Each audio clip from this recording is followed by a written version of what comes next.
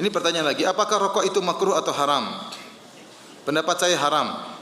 Karena di Al-Quran Al-A'raf 157 berbunyi Nabi Muhammad mengharapkan sesuatu yang buruk. Wa yuharrimu alaihimul khaba'ith. Rasulullah SAW mengharapkan yang buruk-buruk. Mohon dijelaskan lebih detail lagi ya Ustaz. Ya rokok itu apa? Haram. Ya, sini sudah saya sering jelaskan ya. Rokok itu haram karena kita tidak boleh memberi kemudaratan kepada siapapun, kepada diri kita maupun kepada orang lain. La dharar wa la dirar. Ya, tidak boleh memberi kemudaratan baik kepada diri kita, baik kepada orang lain ya. Tidak boleh.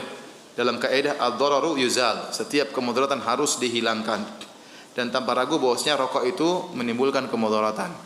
Ya, menimbulkan kemudaratan. Kemudaratan bagi diri sendiri dengan memberi penyakit dalam diri kita ya. Kemudian memberi kemudaratan kepada orang lain, mengganggu orang lain ya. Saya termasuk tipe orang yang paling tidak bisa kalau duduk di samping orang yang merokok ya. Bahkan mungkin jarak kita 5 meter saya pun terganggu. Ya. Terakhir sempat saya agak marah dikit waktu haji kemarin. Haji kemarin di Muzdalifah. Di Muzdalifah kita tidur di hotel di bawah langit. Bintang jutaan bintang ya. Jadi semua orang gitu. Ada sebagian orang pakai kain ihram merokok. Saya mau tidur, jarak dia cukup jauh ya. Kira-kira 10 meter atau subhanallah. Saya tidak tahu apa rokok itu sengaja ke saya. Tahu-tahu asapnya masuk ke hidung saya. Di mana saya cari agak jauh. Saya bilang ya fulan ittaqillah. Ente lagi ihram, kita terganggu. Ya, akhirnya dia matikan. Artinya mengganggu orang ya, mengganggu orang. Ya ini tidak diperbolehkan mengganggu orang. Saya sering sampaikan, Anda kalau meninggal berusaha, dan kita pasti berbuat dosa. Kalaupun kita harus berdosa dan kita pasti berdosa, jangan berdosa yang berkaitan dengan orang lain. Kata Sufyan Ats-Tsauri rahimahullah taala, lebih baik Anda bertemu dengan Allah dengan 70 dosa antara Anda dengan Allah, karena Allah asalnya Maha Pengampun, daripada Anda bertemu dengan Allah membawa satu dosa antara Anda dengan hamba Allah yang lain. Ya, jangan mendolimi orang. Jangan mendolimi orang. Di antara bentuk mendolimi orang asap rokok. Ya. Kemarin saya umrah juga dengan istri saya.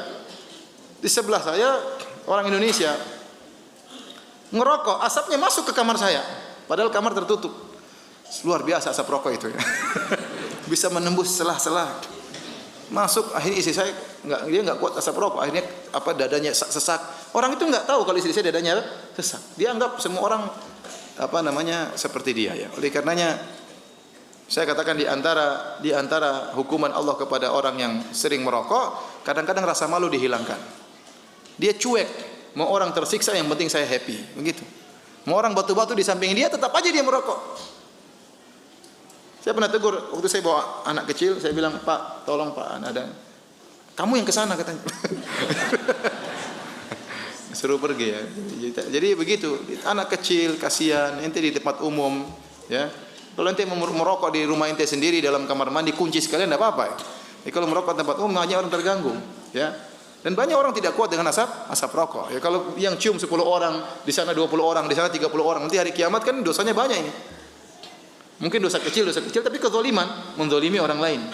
Menzalimi orang lain. Kita saja kalau kentut sembarangan bisa menzalimi orang. Orang terganggu bau enggak enak, apalagi bau asap rokok yang kemudian masuk dalam dada, merusak dada. Apalagi orang yang perokok pasif lebih parah daripada orang perokok yang aktif. Kata dokter sih. Meskipun dokternya merokok. Baik, jadi sering saya sampaikan tidak ada orang yang merokok ya mengucapkan bismillah ya karena dia tahu itu haram, dan tidak ada orang setelah merokok mengucapkan apa? Alhamdulillah. Ya. Ada yang bilang, "Ustaz, rokok itu bagi saya bukan cuma sunnah, wajib." Ini ada orang, saya pernah ditanya demikian. Katanya ada kiai, ya ustaz lah ya, yang mengatakan rokok itu wajib. Kenapa? Kalau dia tidak bisa merokok, dia tidak bisa ngajar Sahih Bukhari. Ya, otaknya enggak jalan kalau enggak merokok. Jadi rokok bagi saya hukumnya apa? Wajib, kata dia. Subhanallah. Itu namanya kecanduan, Om. Namanya kecanduan. Ya. Ada orang kalau enggak pakai morfin kepalanya stres, terus jadi morfin jadi wajib. Ya. Ada orang kalau enggak dengar musik dia bisa stres. Berarti musik itu hukumnya apa? Wajib. Ya. Paham? Ada orang kalau nggak berzina dia stres. Paham? Apa zina jadi hukumnya apa? Wajib. Ya. Itu namanya kecanduan, Om.